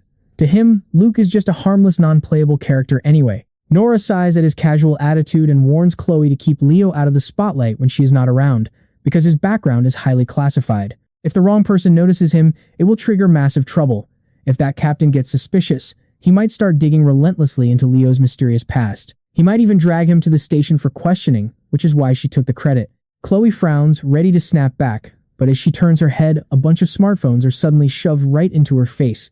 The wealthy teenagers gather around her with eyes full of pure admiration, calling her an absolute legend. She just busted a massive criminal operation in one move, delivering a hot scoop that even professional reporters could never uncover. The live stream viewer counts are skyrocketing through the roof. All the online haters who called her a bully are now praising her as a brilliant genius. They treat her like a legendary hero, and all the praise has Chloe floating on cloud 9. As the police pack up and leave the luxury estate, a middle-aged man rushes over, leaving Nora completely shocked to see him. She asks Uncle Sterling why he is back so early from his trip. The wealthy boss of Sterling Real Estate walks over, still looking visibly shaken by the news. He says he rushed back immediately, asking if she is hurt. Nora quickly assures him she is completely fine. Nora introduces Chloe and Leo, mentioning they only came to help him buy a house when they stumbled into this mess, dropping a subtle hint about Leo's crucial role. Mr. Sterling beams at Leo, gently patting his head while declaring that this young man must be his ultimate lucky star. Without him, this entire luxury residential area would have become a criminal haven. He asks Leo to pick absolutely any house he wants to buy. To guarantee satisfaction, Mr. Sterling personally drives them around the beautiful estate on a golf cart so they can select a unit. Leo stops right in front of a massive villa with a luxury pool, asking the boss how much a place like this costs. Amused by his mature bargaining tone, the boss laughs and tells Leo it is free, gifting him the entire luxury villa. And trust me, you and I can agree that saving a multi-million-dollar estate is definitely worth one free luxury mansion. Let us dive into this wild story where a kid gets a villa worth tens of millions of dollars just as a thank you. With Chief Executive Officer Sterling there, everything from the ownership transfer to the keys was done in less than an hour. Holding that brand new red property book, my registration was finally complete. Only my name was on the little red book. I really wanted to add my grandpa, but they told me deceased family members get taken off the registry, so I just set up a wooden plaque in the yard to welcome him. Before leaving, Mr. Sterling looked quite regretful about having to go. He said he should have treated everyone to a meal, but a city project was rushing him. He promised to host his lovely little friend next time, mentioning Miss Thorne. He heard Leo studies at Moulton Elementary, just like his daughter Mia. He hoped the two of them would become good friends soon. Nora knew his schedule was super tight, so she nodded with a smile, promising to pick Mia up after school tomorrow so they could get to know each other. That sounded perfect to Mr. Sterling, his eyes full of gratitude. After seeing him off, the three of us went inside our fully furnished villa. Chloe looked around the place and gasped, a true real estate giant and incredibly generous. Nora smiled, saying Uncle Sterling had always been a great guy. No wonder his business keeps growing. Chloe pouted, throwing herself onto the sofa, complaining that using a kid's connections to get a house was way too much. If he knew Leo was not actually the Thorne family heir, he would go crazy with anger. But Nora just shook her head, saying identity did not matter. Uncle Sterling's daughter, Mia, is extremely quiet and shy. He mentioned a few times that she has a really hard time making friends at school. He probably saw how calm and mature Leo is, wanting him to look out for her. Chloe laughed, pointing out that Leo is just a kid himself, who cannot protect anyone. Nora strongly disagreed, saying Leo is way tougher than she thinks, and Chloe could not even argue with that. From beating up mall thugs to busting a secret cartel, she could not do any of that. Suddenly, both girls turned their heads toward the window. Pay attention here, because this is where things get weird. Looking out the window, that skinny kid was staring intensely at the pool, completely obsessed with the water. He did not care about the fancy furniture at all, just pacing around the pool. Chloe was dying of curiosity, wondering what on earth he was looking at. Was there gold down there? Nora shrugged, completely confused by his behavior. But before they could figure it out, the kid jumped straight into the deep water. Splash! He plunged right in. A massive splash hit the surface, followed by frantic bubbles floating up to the top as he sank like a stone. Inside, both girls froze in sheer shock for 2 seconds before screaming in terror. They threw the window open, rushing to pull him out of the water. By the time they dragged me out, I had swallowed a ton of pool water. Chloe screamed, asking why I jumped in if I did not know how to swim. Chloe patted my back as I coughed and choked. They were both scared to death, and even Nora was completely baffled by what I just did. You and I would expect him to be completely terrified, right? But after coughing up all that water, he just stared back at the pool, ready to jump in again. This time, Chloe finally figured it out and asked if I wanted to learn how to swim. I just nodded, my little face dripping wet. She told me I should have just asked because they could teach me. Did I really think drinking pool water would make me swim? She called me silly. Chloe poked my forehead, half angry and half worried. I just stared blankly, because in my world, nobody had ever taught me how to do anything. In my old village, there was only a shallow creek. The local kids told a small guy like me that learning to swim meant drinking creek water first. They forced my head underwater in the freezing winter creek, which was covered in ice. Shivering and completely dazed, I swallowed mouthfuls of ice-cold water. But hey, it actually helped me hold my breath for a long time, so I thought that was the way. Today, they told me I was wrong. Since my clothes were already completely soaked, the two older sisters decided not to waste any time. They showed me the movements on land, then held me up in the pool, teaching me how to breathe properly and kick my feet. Struggling to keep my head up, I slowly managed to do the doggy paddle. Seeing my excited face and sparkling eyes, both girls could not help but smile warmly at me as they watched over me. Paddling toward the edge of the pool, my eyes shined with pure joy. For once, learning something did not have to be painful or terrifying. Later that evening, after grabbing some dinner at a local restaurant, Chloe finally brought me back home. The second we stepped inside, Hugo jumped off the couch and excitedly asked his sister if Leo was rich, since she took him to deposit money. Realizing he only cared about stealing Leo's money, Chloe felt utterly disgusted by his greed. She rolled her eyes and snapped back, telling him that whatever cash Leo had was absolutely none of his business. Hugo pouted, clearly annoyed at being shut down. Luckily, Eleanor stepped in to defend him, claiming that Hugo was simply asking out of curiosity. She asked if the registration went smoothly and why it took so long. Annoyed by her probing, Chloe gave a quick, dry answer that everything was fine. Chloe suggested sending me to Grandpa's house since school was starting, even though she secretly wanted me to stay with her instead. Knowing how everyone in this house stared at me like greedy, hungry wolves, she figured it was safer to get me out early. Previously, Eleanor would have jumped with joy to see me leave. But now, she forced a fake smile and hesitated, arguing that living here was much better for school. Plus, she claimed Hugo and I could keep each other company. Once she knew I was not her biological son, her hatred toward me vanished completely. Instead, she hatched a new plan to make Hugo befriend me and earn my trust. That way, they could both move into Grandpa's place and suck up to him for a massive share of the family inheritance. Hugo played along, trying to grab my hand while promising to protect me at school so nobody would bully me. But trust me, you and I both know this fake brother is up to no good. Let's dive into this story as our main character dodges his brother, who immediately runs crying to their mother. Hugo was practically weeping downstairs. The next morning was September 1st, the official first day of school, so Chloe dragged me out early to avoid him tagging along. She immediately shoved a bottle of milk into my hands, telling me to drink up so I could grow a bit taller. Yesterday's swimming totally drained my energy. I finished the milk and ate 3 pieces of bread. Seeing Chloe slouching over her phone, I asked the driver if she even knew how to drive. She said Nora does, and my blunt comparison instantly triggered Chloe into a total rage. She ranted that she is a minor and called Nora a total scammer who looks harmless but cannot be trusted. I honestly had not thought of that before. Remembering Nora's professional driving skills, I realized I really should not judge a book by its cover. But Chloe promised she would win first place in the upcoming wilderness survival training just to prove herself. She felt like her little brother was being led astray by outsiders. I had no idea about this event, so I just calmly warned her that the wilderness is actually very dangerous. She laughed, asking if I was worried about her, then patted my head and told me not to worry. She explained that at their elite school, students' lives are worth more than gold, so teachers would never put them in actual danger. I just nodded along. Moulton was a massive international elite school covering everything from kindergarten all the way to high school. Even though the elementary and high school sections were in different places, they were close. Chloe brought me early to get familiar with the new environment. Pay close attention here, because right as we get out of the car, we run into Nora standing by a luxury vehicle, holding a little girl's hand. Chloe looked completely disgusted and tried to pull me away immediately. But Nora stepped forward, bending down with a warm smile to introduce a little girl named Mia Sterling, Uncle Sterling's daughter. She is in my class, and Nora hoped we would get along. She told Mia not to be scared because Leo was a good boy, while I stared at the timid girl. Even dressed like a delicate princess, she seemed terrified of strangers. When I reached out to say hello, she flinched and hid. I wondered why she was so scared. I was not going to hurt her, so her extreme reaction seemed totally unnecessary. Chloe had zero patience for kids, finding everyone besides me incredibly annoying. Naturally, her tone was harsh.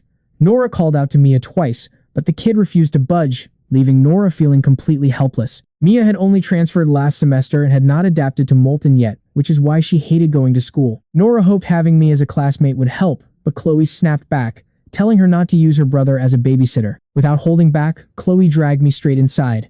As I followed her, my dark eyes glanced back toward the spot where Mia had been staring. I spotted a young, scholarly man dressed in a neat suit.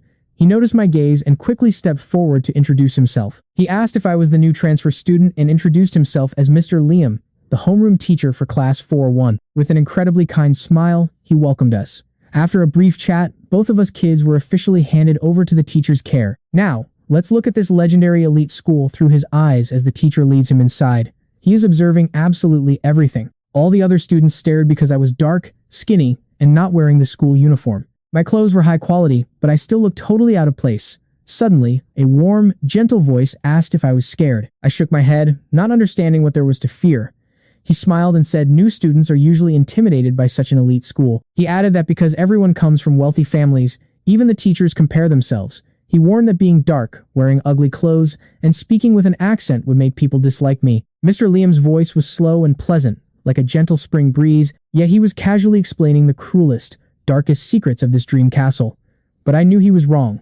If they disliked me, that was their problem. They were the ones who need to be educated. But before I could speak, I noticed Mia standing beside me, silently wiping away her falling tears. Her body trembled as she cried. Seeing my gaze, Mr. Liam sighed, patted Mia's head, and remarked on how hard last semester was for her. He praised her for pulling through, and Mia nodded with a quiet hiccup. He smiled gently, calling her a good girl. His hand slid down naturally, resting right on Mia's bare neck. Because of her 2 braids, her pale neck was completely exposed under his large hand. I silently stared at his hand, frowning with growing suspicion. Soon, we reached the classroom door before the bell rang. Mr. Liam sent Mia in first, telling me to wait until class started so we could surprise everyone. But right then, someone inside suddenly shouted out my name. Suddenly, a crowd of kids rushed out and surrounded me, excitedly asking if I was the overpowered guy who defeated the robber. They cheered, calling me absolutely cracked that day. They all talked over each other with excitement, and I recognized a few faces from the mall. I looked up and asked the teacher if I still needed to surprise them, since we already knew each other. Mr. Liam smiled stiffly but kindly let me go in with my friends. Meanwhile, Hugo dressed up in his finest outfit, ready to make a grand entrance. Hoping to make his classmates incredibly jealous, he walked in, only to find everyone crowded around a single desk. And that's where we leave it, as kids crowd around Leo, laughing that he's never watched Ultraman or played with Barbie dolls. Alright, you and I are diving right into a drama where everyone's pressuring Hugo to speak. He just slumps back looking totally miserable and sneers, "The kid's just a country bumpkin." He obviously knows absolutely nothing. Usually, his snobbish friends would totally trash a country kid for being tacky, dirty, or just to have some cruel fun. But today, the second he opened his mouth, his entire group immediately shut him down. Leo is basically a real-life Ultraman anyway. He literally saves people. And who cares about dolls? It is not like a doll can block a bullet for you. Every single kid, boy or girl, stood up to defend me. Hugo was so incredibly livid that he face-planted onto his desk all morning. But finally, recess arrived. He got up to head to the restroom, but on his way past Mia's desk, he intentionally slammed her pencil case down and stomped on it like a toddler. Since my seat was in the very back, I watched Mia quietly bend down to gather her scattered pens while everyone else ignored her. Nobody helped her. Another kid walking past even stepped on her things again. Yet Mia stayed completely silent through it all, acting like she couldn't even speak. She felt off to me, though I couldn't quite put my finger on it. I didn't help either. Picking up pens isn't exactly a life or death emergency. She could handle this simple quest alone. On my first day facing this elementary school material, I studied incredibly hard and super fast. Normally, I'd read chapter 1 at a crawl. But once I got the hang of things, I managed to finish the entire textbook before the bell rang. I even recognized some familiar letters and realized it was English, the same language from that online chat site. To make sure I wouldn't mess up my words again, I spent the next hour memorizing the entire alphabet and every vocabulary word. When the final morning bell rang, everyone bolted for lunch. A classmate ran up, inviting me to head to the cafeteria, so I gave him a nod. But as I followed them out, I glanced back and noticed Mia was still frozen at her desk, completely motionless. "Now, pay attention here." A boy suddenly grabbed my hand, dragging me back. He warned me not to be friends with that weird girl because she always heads to the office. I stared back, completely confused by his words. What makes her so weird? My gaze must have been incredibly honest, because the boy suddenly hesitated. Right then, Hugo and his crew swaggered over. He sneered, calling her an incredibly annoying snitch rather than just a weirdo. She always hangs around Mr. Liam after class to talk trash about us. I frowned, staring right into Hugo's eyes, and asked him if he actually saw this happen. Obviously he hadn't, it was just petty gossip, but that didn't stop them all from turning against Mia. "If you hang out with her, you're annoying too," Hugo snapped, before turning around and storming away in a rage. The guys tried to drag me off to show me their toys, but no matter how hard they pulled, I wouldn't budge. Instead, I just asked where the teacher's office was. It was lunchtime. The halls quickly fell quiet, with only a few lingering kids making their way down toward the stairs. Finding the office halfway down the hall, I noticed how dead silent it was inside. No one seemed to be around, so I glanced up at the window. The curtains were completely closed, but I knew Mia had come this way. My gut told me not to knock on the door just yet. Instead, I grabbed a chair from the next room, climbed up, and peeked through the curtain gap. Let's see what is really happening inside that dimly lit room. I recognized him instantly. The shadow was Mr. Liam, but his suit jacket from this morning was nowhere to be seen. His white shirt was covered in chalk dust, and he was actively unbuttoning it. I figured he was just changing out of dirty clothes, but seeing Mia standing right in front of him made my chest feel incredibly heavy. And Mia wasn't alone in there either. Several other young girls with braided hair were standing there with her. After thinking it over, I hopped down, marched straight to the door, and knocked. The sound echoed loudly through the silent, empty hallway. A second later, the door swung wide open, revealing Mr. Liam's face. He looked shocked for a moment before forcing on his usual friendly smile. "Leo, do you need something?" I spotted his second button fastened completely wrong, his shirt half untucked, so I peeked right past him into the office. "I am waiting for Mia." Startled, he quickly blocked my view, explaining she was falling behind in her classes and needed tutoring, meaning she could not join me for lunch today. "Go eat if you are hungry. Be a good kid." With that, he reached out to pat me on the head. I wrinkled my nose, quickly dodging his hand, and told him straight up to wash his hands. Mr. Liam froze completely, his smile turning stiff as he asked why. I paused, not knowing how to explain my extreme sensitivity to smells. I just blurted out that it stunk, causing the teacher's fake smile to completely crumble. He quickly said he would go wash them, told me to eat first, and marched straight to the bathroom without even closing the office door behind him. Usually, little elementary school kids are absolutely terrified of the teacher's office. They wouldn't dare move a muscle without his permission. But he made one huge mistake. I was definitely not a normal little kid. The second he turned the corner, I slipped inside the office and walked right up to Mia, asking if she was actually getting tutored or snitching. She didn't say a word, just shook her head while her entire body trembled. I asked if she was scared of something in here, but everyone stayed silent. They absolutely refused to speak. I frowned, scanning the room, but only noticed a desk phone sitting nearby. This whole vibe felt incredibly dark and heavy. Not wanting the teacher to trap them here again, I grabbed Mia's hand and pulled her straight out. She gasped, completely shocked by how strong I was, and in just a few quick seconds, I dragged her all the way to the exit. When the other girls didn't follow, I threatened to label them as snitches, so everyone would hate them. Trust me, you and I are going to want to see how this wraps up. Trust me, kids this age are terrified of being left out, especially when they already struggle to fit in. Terrified by his threats, the kids grabbed their bags and bolted. So when Mr. Liam finished washing his hands and walked back in, he found a completely empty office. He lost his mind, tearing at his hair in rage. How dare they escape? He glared at the ruler and steel marbles left on his desk. He had carefully prepared those cruel tools. Just then, a sick colleague ran in for medicine, saw him, and asked if he was tutoring again. Praising his dedication, the teacher watched as Liam quickly swept the items into a drawer, putting on a fake smile to help them out. He claimed he just wanted to help the future of the nation, earning even more endless praise from his unsuspecting coworker. The colleague invited Liam to lunch with the principal, suggesting it would be a great chance to show his face for an upcoming promotion. Excited by the opportunity, Liam accepted immediately. But before he could clean up his desk, the other teacher eagerly dragged him out of the room. Meanwhile, I led Mia downstairs, but she suddenly pulled her hand away from mine in terror. She kept crying, terrified that running away would make the teacher furious. She was shaking from head to toe. I didn't fully understand her intense fear, but since she couldn't stop crying, I called Nora. 30 minutes later, Nora arrived at the scene. We were waiting under a giant tree. Mia had cried herself to sleep on my lap. Nora walked up, asking what had happened. Sitting right beside us, she noticed Mia's swollen, puffy eyes. I explained that she had cried herself to sleep from sheer exhaustion. Feeling helpless, she lifted Mia up and suggested we go get some food since the cafeteria was already closed. Nora was starving too, but I shook my head, telling her I had urgent business to handle. I asked if she had a computer. Confused, she said yes, and I told her I needed to use it immediately. I walked off without another word. My rapid pace left her no time to argue, forcing her to follow with Mia in her arms. She had a spare laptop in her car. Having used one recently, I knew exactly how to operate it. I booted it up and grabbed her phone's charging cable to connect a device. Nora laid Mia down, turned around, and asked whose phone I had in my hand. Without looking up, I told her it belonged to the teacher, making Nora stare at me in absolute disbelief. I explained he was acting incredibly weird, ignoring her shocked face as I plugged it in and began cracking the passcode. I remembered an officer once saying that bad guys always keep their darkest secrets hidden right on their phones. It makes them feel safe. Hearing this, Nora frowned, realizing I suspected Mr. Liam was up to something terrible. I shrugged, my hands flying across the keyboard.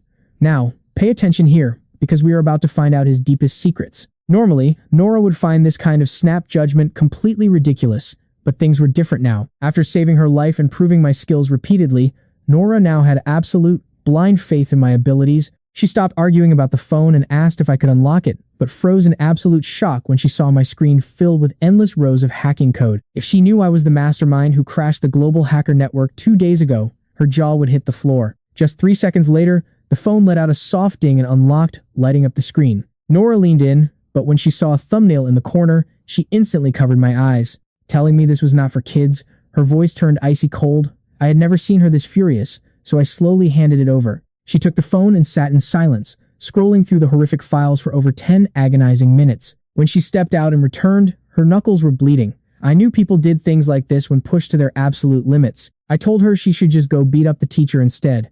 She actually laughed, wiped her hand, and gently patted my head. The cold anger in her eyes softened back to warmth as she sincerely thanked me for uncovering the truth.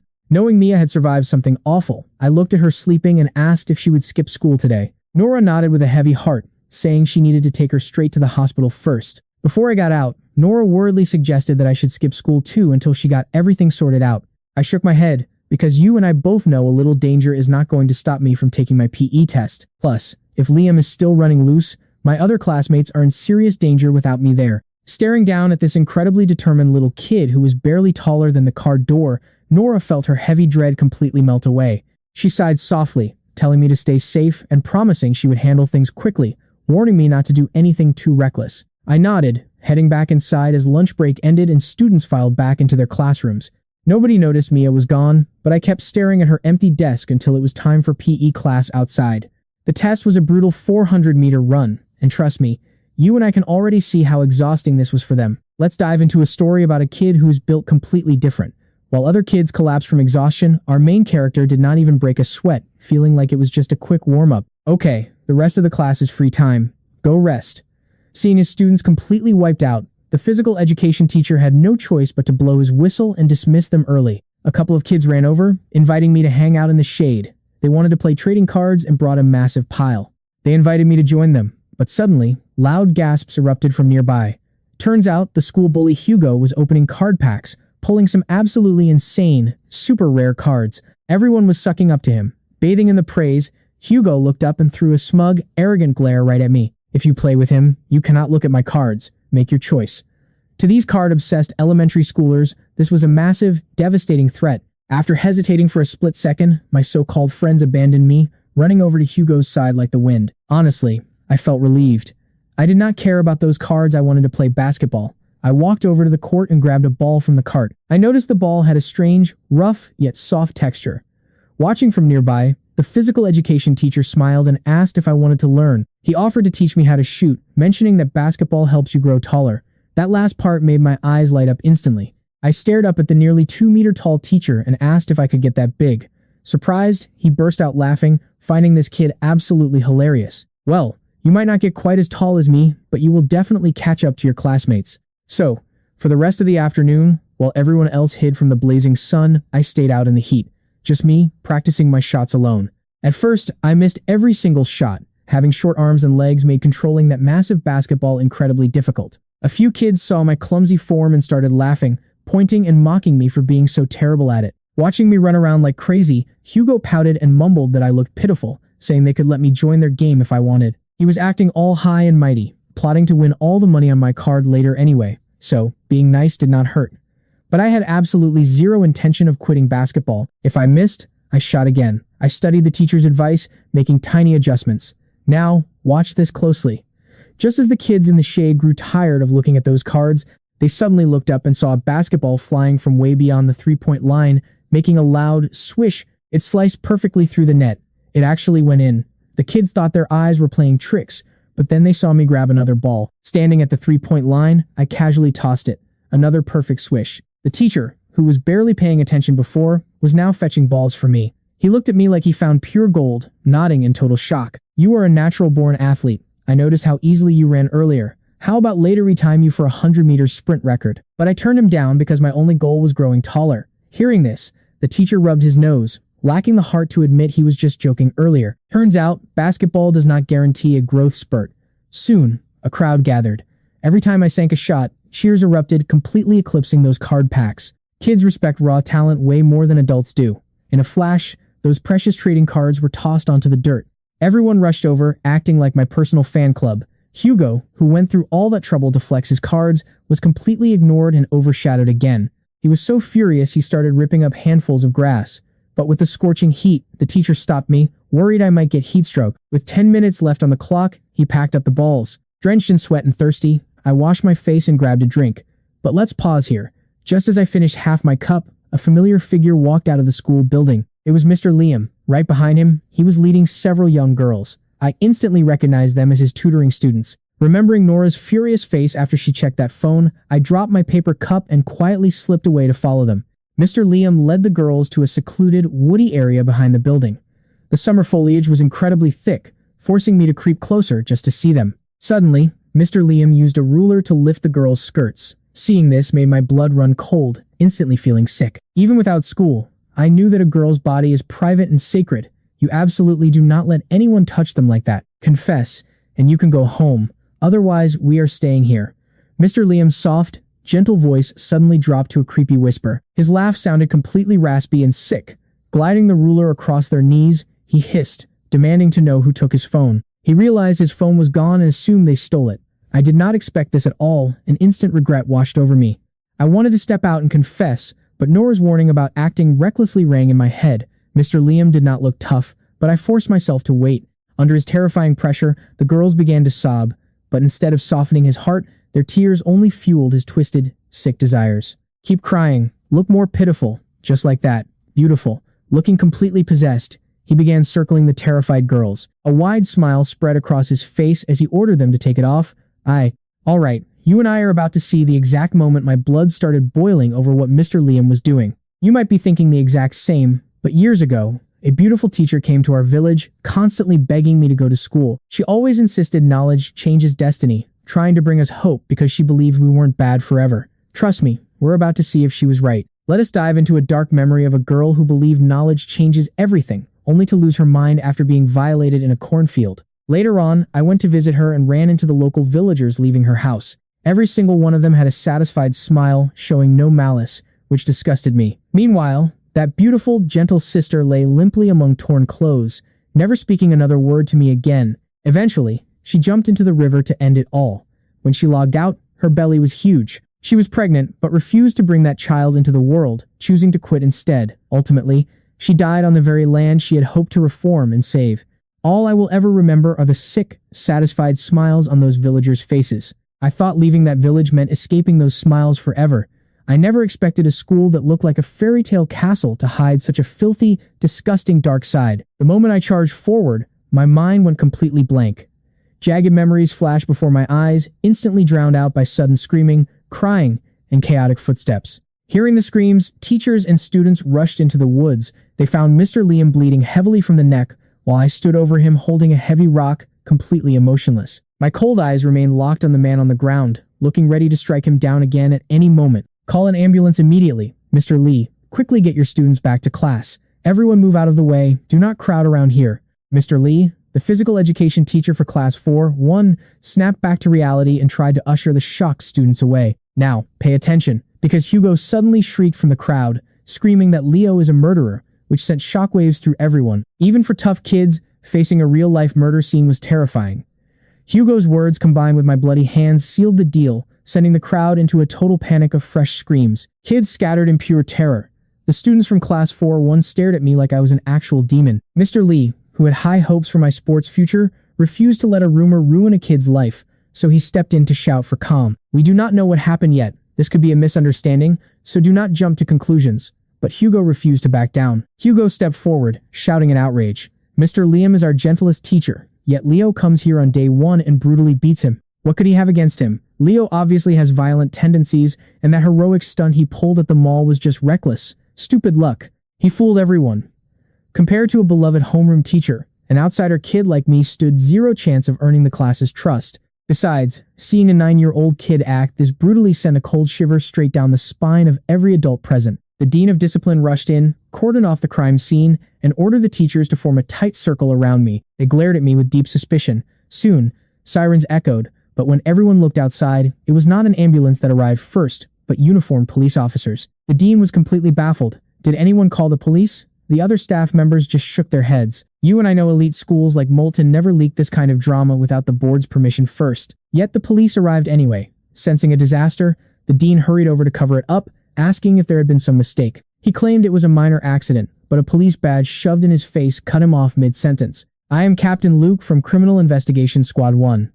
A parent reported a teacher here for predatory behavior toward minors, and we expect your full cooperation with this investigation. The Dean of Discipline's brain completely shut down in shock. Predatory behavior? Impossible. He stammered that this was the city's top elite academy, hiring only the most prestigious domestic and international teachers. But to seasoned professionals, this pathetic excuse meant absolutely nothing. We will find out soon enough. Right now, we need to speak with Mr. Liam. Luke pocketed his badge, looking completely serious. Realizing something was horribly wrong, the pale dean stammered that the teacher was right here, but currently in a deep coma because a student had just beaten him half to death. What? This time, it was Captain Luke who froze in shock. Peering past the dean, he saw Mr. Liam on the ground and Leo standing there holding a rock. Why was it always this kid? Just then, Mr. Sterling and Nora arrived.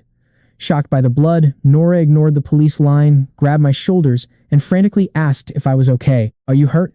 The paramedics working nearby stared at her in utter disbelief. Obviously, the person in actual critical danger right now was not her kid. As they sighed at this parenting, they managed to stop the bleeding from Mr. Liam's neck. Luckily, there were no fatal injuries, and they could soon move him to the hospital. The doctor pulled off his mask and lectured me, saying that no matter how angry you get, You cannot throw heavy rocks. You could have killed him. You got lucky today, kid, but next time you won't be." Before he could finish, I stared coldly at Mr. Liam and muttered, "Is he still alive?"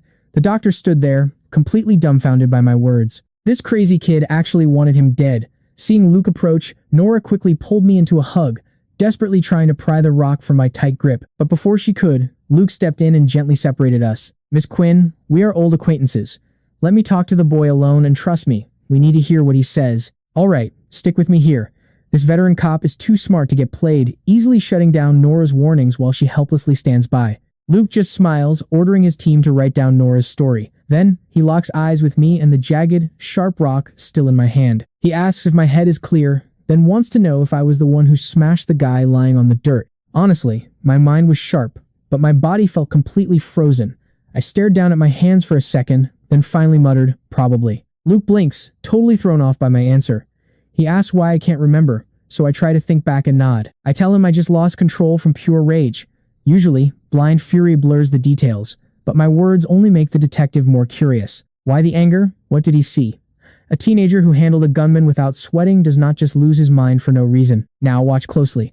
I slowly look over to the girls, whose parents have finally arrived, desperately holding them tight to try and comfort them. I point directly at Mr. Liam, then point toward the crying girls, whispering a chilling truth, because he forced those kids to undress. A heavy silence drops over the forest.